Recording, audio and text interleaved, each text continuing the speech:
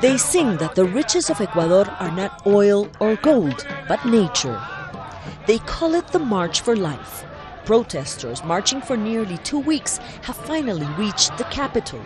Indigenous people joined by dozens of social movements. They want to protect their plants and animals and the land they live in from the effects of the mining industry. The president demands to have resources because he's a populist. But that goes against the philosophy of life, which is to respect the earth and water.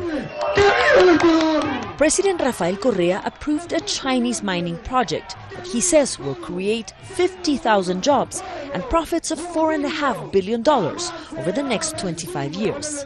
Key, he says, for the development of this poor Andean nation. Water or mining, as if it was not possible to have clean water with clean mining. Many Ecuadorians, including some in the indigenous community, support Correa and his policies. We support him because he has given us everything: schools, literacy, and food.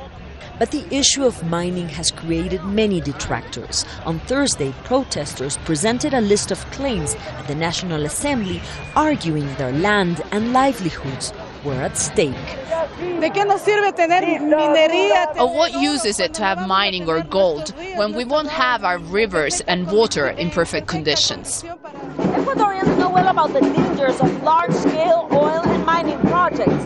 One of the worst oil spills in the world happened in the Ecuadorian Amazon with devastating effects for the environment and for the communities that live there. Toda esta zona.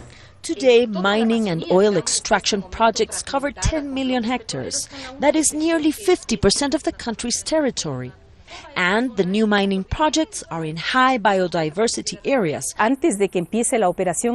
Clean mining doesn't exist. We can assume that it will be devastating. Correa dismisses these claims and says indigenous protesters want to destabilize the country ahead of next year's presidential elections, when he will most likely run again. Ironically, many of them were once among his strongest supporters. Mariana Sanchez, Al Jazeera, Quito, Ecuador.